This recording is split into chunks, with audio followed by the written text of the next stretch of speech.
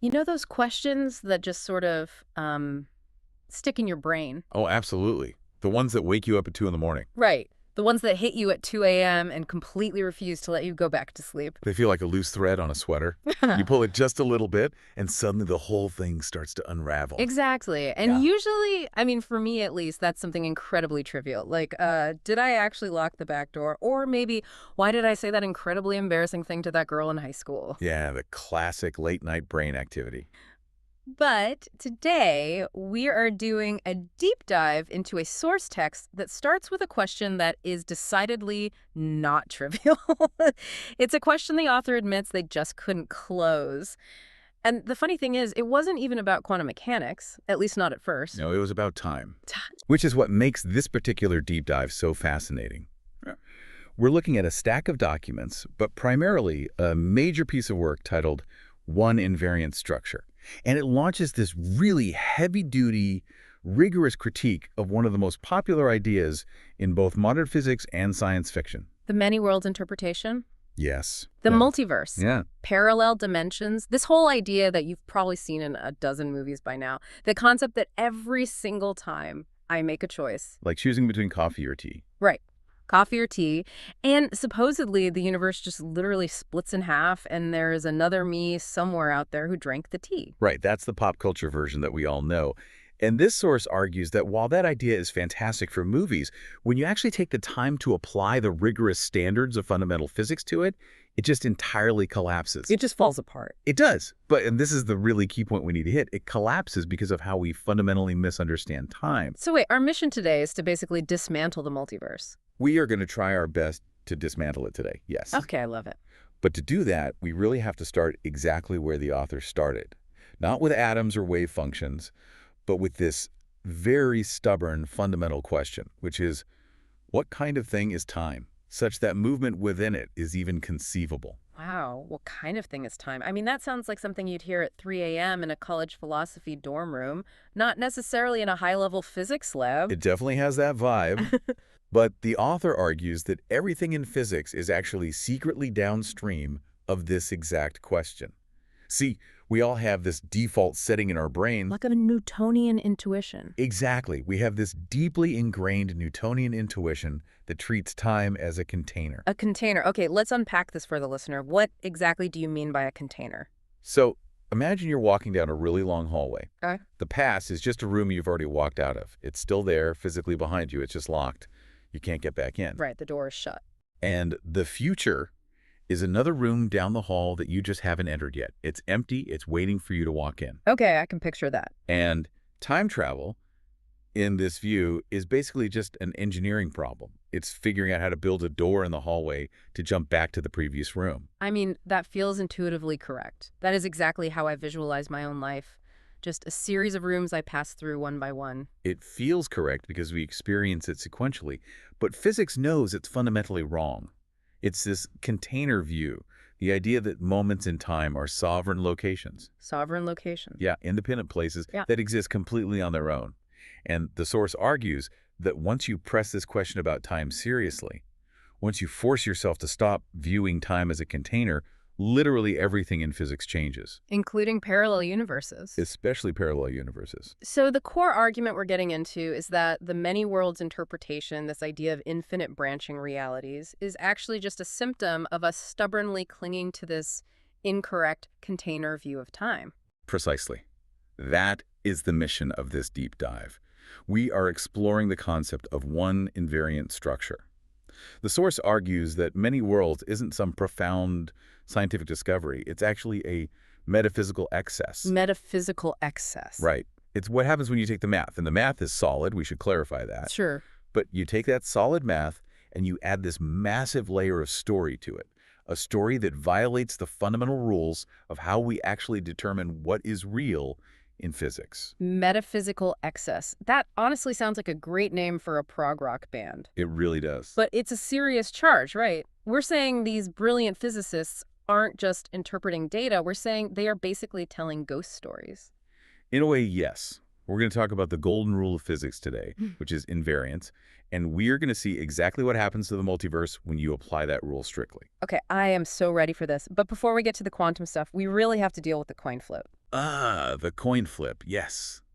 This is the central thought experiment the author used to break their own addiction to the container view of time. Right. So let's walk the listener through this together.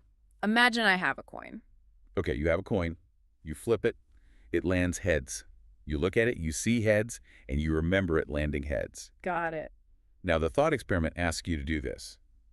Imagine returning to the exact moment before the flip. Okay, so I am time traveling. Yes, but don't think of it as an engineering problem.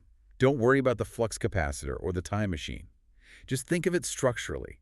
You go back, and you are standing in the room right across from your earlier self. Okay, slightly creepy, but I'm with you. Your earlier self is holding the coin. He doesn't know it's going to be heads. Yeah. But you do know. You step forward, and you reach out to shake his hand. And the universe explodes, right? Paradox. See, that is the Hollywood expectation. We instantly think, oh, I can't be in two places at once. Matter cannot occupy the same space. Right, the timeline will shatter. But the source asks a very simple question. Why?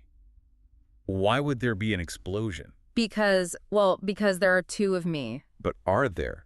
Look a little closer. The you that traveled back and the you currently holding the coin, are you completely identical? Well, no, the me who went back is slightly older. Exactly. Your cellular structure has aged.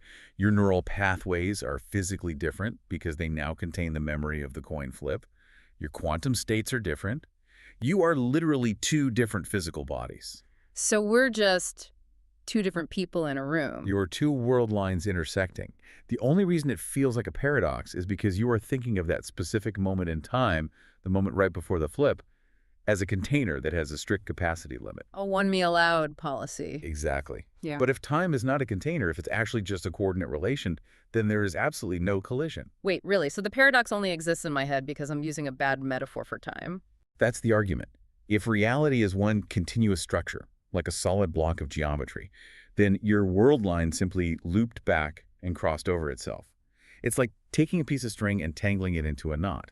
The string can touch itself without exploding, right? Yeah. Because it's just geometry. That makes the whole grandfather paradox thing seem almost silly. Like we just invented a problem because we insisted on looking at the universe like a series of motel rooms. And that realization is the setup for the knockout punch against many worlds. Oh, here we go. The source argues that the multiverse makes the exact same mistake as the time travel paradox.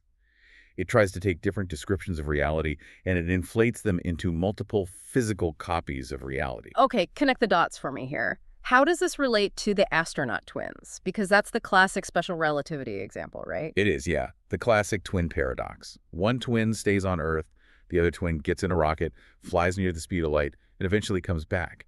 And when they reunite, the traveling twin is physically younger. Right, because time slowed down for her on the ship. That's how we usually phrase it in pop science. But the source points out, they didn't create two timelines. They didn't split the universe in half. The younger twin didn't accidentally travel to a different parallel world where she aged slower. No, she just took a different path. She took a different physical path through a single four-dimensional space-time. Her proper time, which is just the ticks on her personal wristwatch, isn't connected to some universal clock in the sky. It's just a localized measure of the length of the specific path she traveled. Okay, I see. It's exactly like driving a car. If I take a shortcut and you take the scenic highway, my odometer is going to show fewer miles. You wouldn't look at our dashboards and say, my God, our odometers disagree. We must be living in parallel universes. I would just say we took different routes to get to the same place. Exactly. The source calls this the dissolution of the universal now. Special relativity completely destroyed the idea that there is one master clock that everyone in the universe shares. And by doing that, it destroyed the sovereign moments idea. Right. There is just one invariant geometry, and all of us are taking different paths through it. So if the astronaut twins didn't need to create a brand new universe just because their watches disagreed, Right. then why do we think a tiny atom creates billions of new universes just because it, I don't know, wiggles differently? Is of ontological inflation. Ontological inflation. I have to say, that sounds like something that ruins the economy, not physics.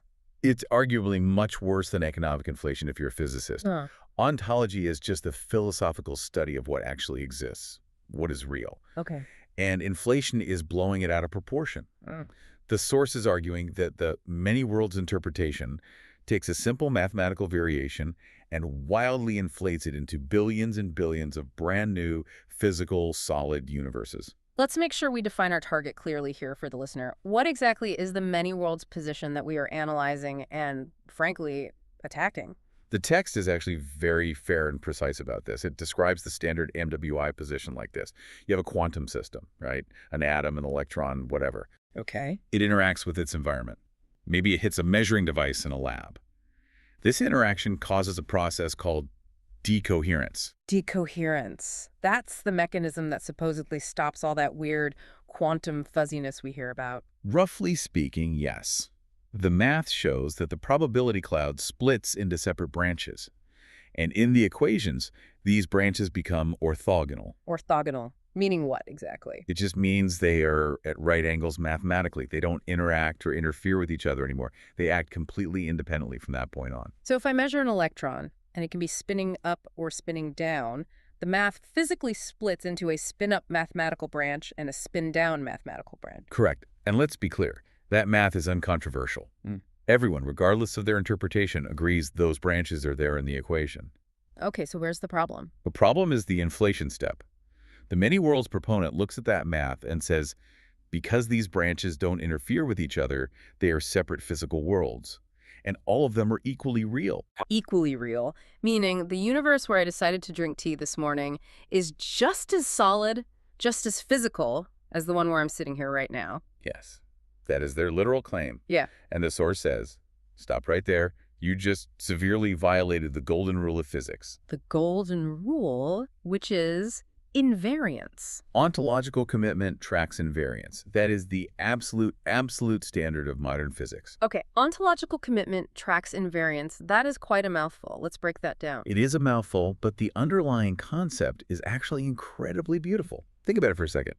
How do we as human beings know what is fundamentally real versus what is just a trick of our perspective? Well, if I look at my kitchen table, right, if I walk around it, the shape of the table looks different to my eyes depending on where I stand. From the side, it looks like a flat line. From the top, it's a rectangle. Exactly. But the table itself hasn't actually changed shape. Yes. The shape you see visually varies based on your coordinate position in the room. But the physical table itself is invariant. It doesn't change. Because the table stays the same regardless of how you look at it, we confidently say the table is real. The visual shapes you saw were just descriptions based on your perspective. Okay, so variation reveals invariance. That is the classic Einstein move. The Einstein move. Yeah.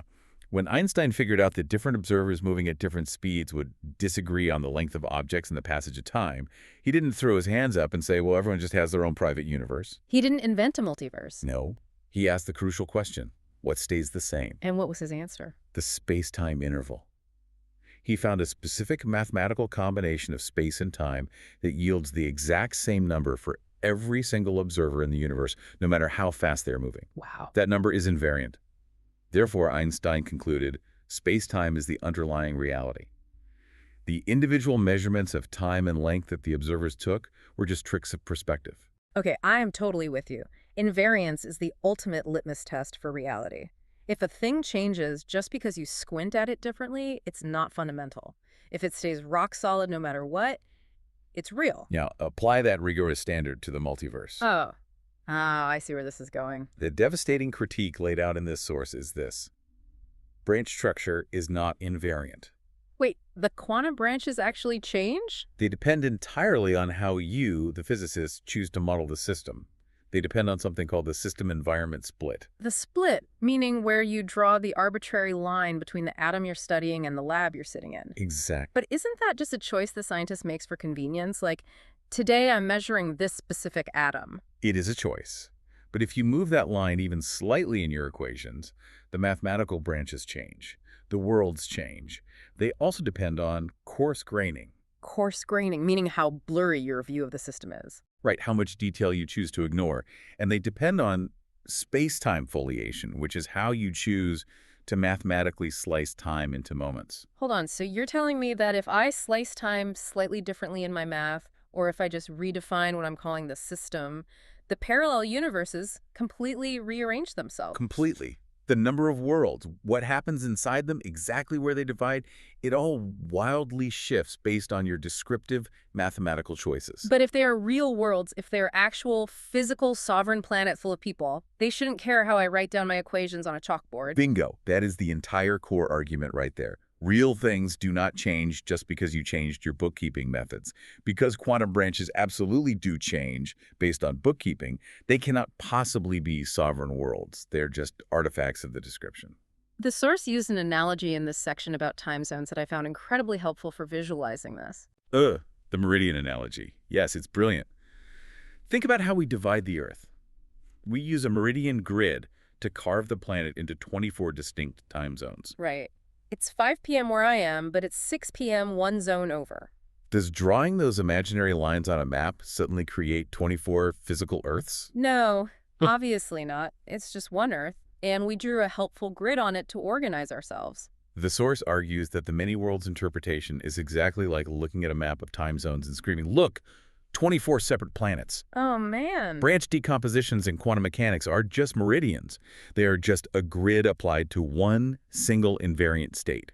Calling them worlds is literally mistaking the map for the territory. Mistaking the index for the territory. That is such a heavy hit against the theory. You're basically saying these billions of other versions of me out there aren't real people living real lives. They're just coordinate markers. They are components of a single mathematical object, an object that looks slightly different depending on how you choose to slice it up.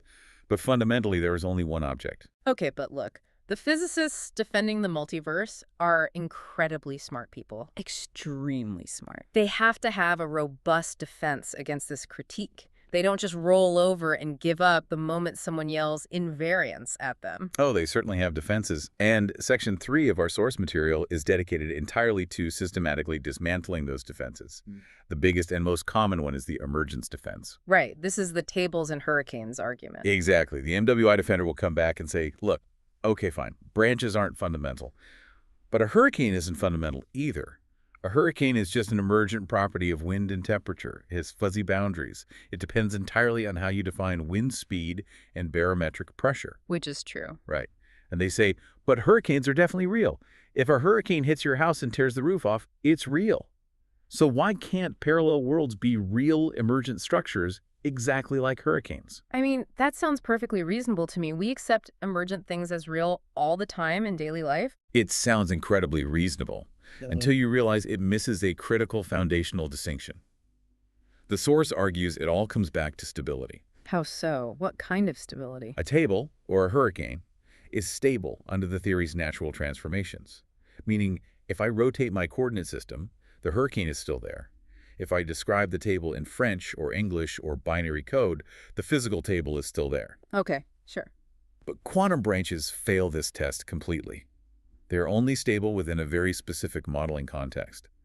If I change the system-environment split, which quantum theory treats as completely equivalent valid choice, the branches literally dissolve or rearrange. Oh, I see. So the hurricane survives the invariance check because it physically exists regardless of the map you're using, but the branches only exist while you're looking at that specific map. Exactly. The source calls this the stark difference between context local stability, which is a mathematical artifact, and symmetry invariance, which is actual reality. MWI is trying to pass off a fragile mathematical artifact as a robust physical reality. Wow. Okay, so the emergence defense gets knocked down. But what about the probability argument? Because honestly, this is the part of many worlds that always confused me the most. If literally everything happens, what does it even mean to say something is probable? You've hit on the probability bind, Mm-hmm. and it is an absolute nightmare for MWI proponents. Think about what probability actually is. By definition, it requires uncertainty. Right. I flip a coin. I don't know if it's going to be heads or tails, so I say it's 50-50. Exactly. You are uncertain about the outcome. But in many worlds, the coin is 100% going to be heads in one branch and D 100% going to be tails in the other branch. Both outcomes physically happen. So what is the probability of heads? It's certain it happened. Right. The very concept of likelihood just collapses completely. Now, to fix this, the defenders try to use something called decision theory. How does that work? They argue, well, even though both things happen, a rational gambler living in this universe should bet their money as if the odds are 50-50. But why? Why should they pretend? That is the fatal flaw.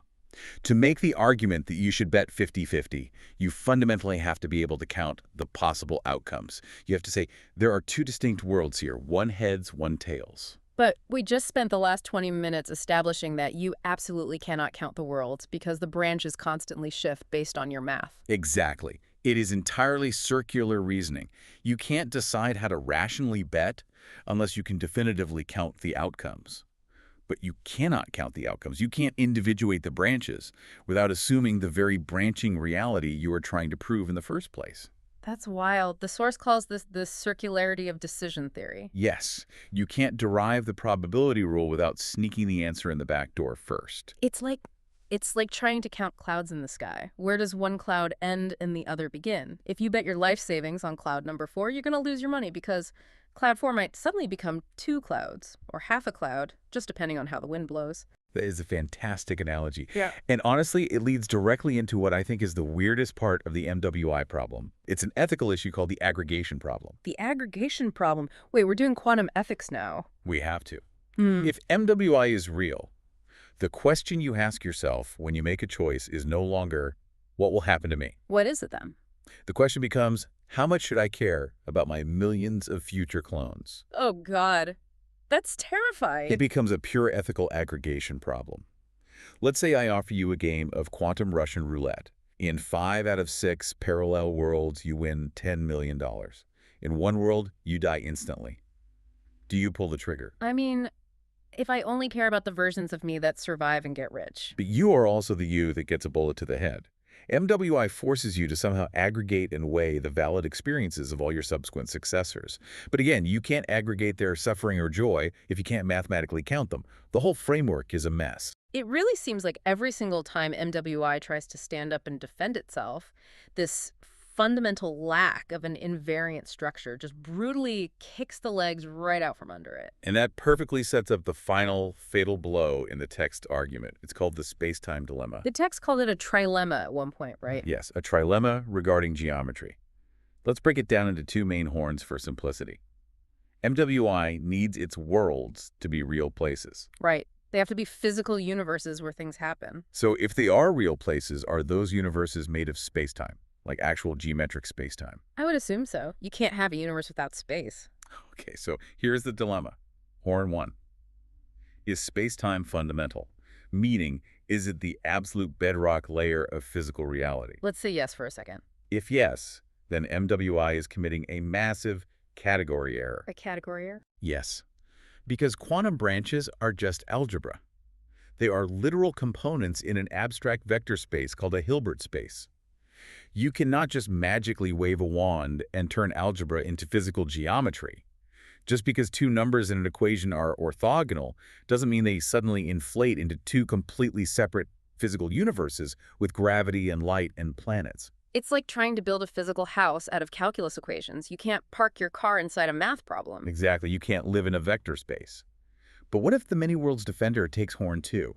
What if they say space-time is emergent? Emergent. Like it's not fundamental. It's built out of something deeper. Right, which is actually the cutting edge of modern physics right now. Things like holography, tensor networks, string theory. It's the idea that physical space emerges from underlying quantum entanglement. Okay, so maybe the quantum branches actually create the space-time for these alternate universes. Here is the massive problem with that. All the current rigorous math we have for emergent space-time, all of it, derives exactly one geometry. Wait, just one. Always one. Nobody anywhere in physics has ever successfully derived multiple independent spacetimes from orthogonal quantum states. The math simply does not do that. MWI is basically writing massive checks that the actual math hasn't cashed yet. So if space-time is fundamental, MWI is a mathematical category error. But if space-time is emergent, MWI is totally scientifically unfounded. Correct. And that leaves the theory with absolutely nowhere left to stand. Now, there is one last retreat I've seen. I've heard this when people debate this online.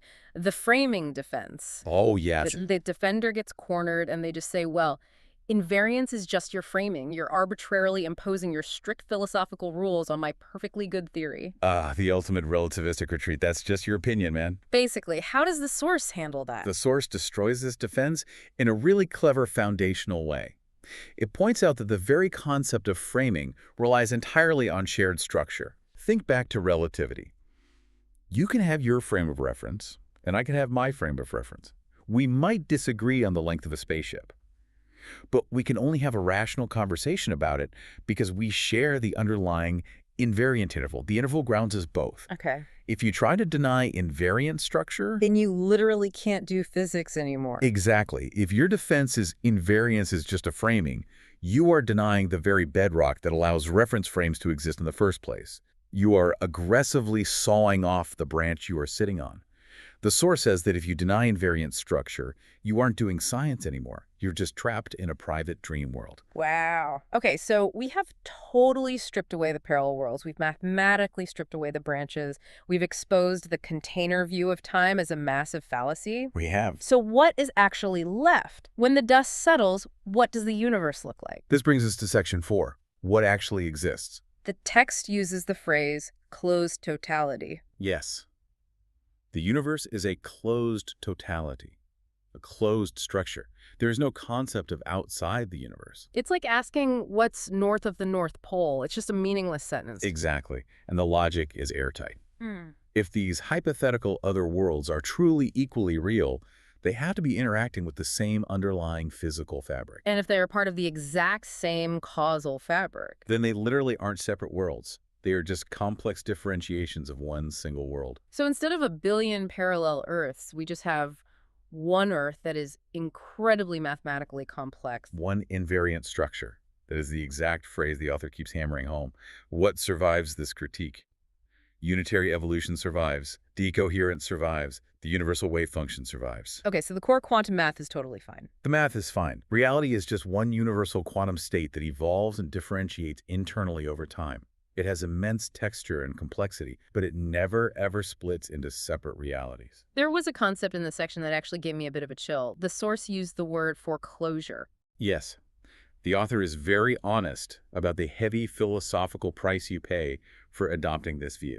Explain the foreclosure idea. So in the old standard collapse view of quantum mechanics, the traditional Copenhagen interpretation, when I measure an electron, all the other possibilities instantly vanish. They are permanently deleted from reality. The gate closes. Right. I made a choice, and the other paths are gone forever. But in this one invariant structure view, and actually this is true in MWI as well, nothing is ever permanently deleted. The universe doesn't throw information away. The gate never closes. So what does that mean for us? Does determination just lose its meaning? Pretty much. If absolutely everything is retained perfectly in the structure of the geometry, then deciding isn't really picking one thing and destroying the alternatives. It's really just finding your specific coordinate location in a pattern that already exists. The text literally says, determination loses its meaning because everything is retained in the structure. I'm not going to lie, that feels a bit claustrophobic. Like we're all just bugs trapped inside a giant, complicated crystal that already contains our entire past and future. It directly connects back to that very first thought we had about time. If time isn't a container that you walk through step by step, but rather a solid geometry, then the whole geometry just exists all at once. Exactly. Yeah. Just one big four-dimensional block. Now, the source does briefly offer a more proportional alternative to many worlds that respects this without all the insane inflation. It's called relational quantum mechanics. RQM. Right. We won't go too deep into the weeds on the math, but the core idea is simple.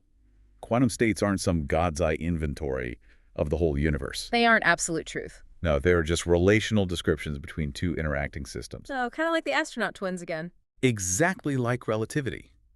My quantum description of an electron is true for me in my frame. Your description is true for you. Mm-hmm. We absolutely do not need to invent a billion new physical universes to explain why our descriptions might look different. We just need to maturely accept that reality is fundamentally relational. It totally avoids the inflation problem. We don't need to construct an entire new universe every single time I decide to flip a coin. Right. We keep the universe exactly one size. Man, this has been an incredibly intense deep dive. I honestly feel like my brain has been stretched out and then aggressively snapped back into place. That's a lot to process. But I want to bring it back down to earth before we finish. I want to talk about the human element, the outro. The ultimate philosophical impact of all this. Yeah. The author mentioned in the foreword that this touches on what we fundamentally are as people. If I am not just a little homunculus in a container, desperately hopping from one moment to the next, Then you are a thread A thread. The exact quote is, "A thread woven through invariant structure." That is genuinely beautiful. Think about the astronaut twin one last time. She didn't magically teleport to another parallel timeline. She just followed a different physical path through the exact same underlying geometry as her brother. Her identity isn't just a single snapshot in time, it's the entire continuous line. Identity is a coordinate relation. It's the whole path. And as for our subjective feeling of moving through time, the source ends with this incredibly haunting analogy. It says, movement through time might just be the sequential reading of a text that was always already complete. Whoa. The reading of a text. We're just reading the book of the universe. The ink is dry.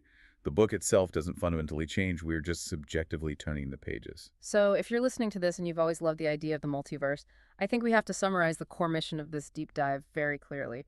The universe does not branch. It does not multiply. It absolutely does not library itself into convenient sovereign copies every time you make a choice. It simply differentiates within one single invariant ground. I think we really need to leave the listener with that final, powerful quote from the source text. It perfectly summed up the author's frustration with the many worlds interpretation. It really does. The author writes, "The Everettian preserves the equations. He does not preserve the right to read whatever he wishes into them." Total mic drop. Just because the raw math allows you to tell a really cool sci-fi ghost story, it doesn't mean the ghosts are real. And invariance is the only objective ghostbuster we have in physics. I am definitely going to be thinking about that reading the text analogy all week long. This has been the Deep Dive. Thanks for untangling the geometry of the universe with us today. Always a profound pleasure to map out the invariant structure with you. We'll see you next time.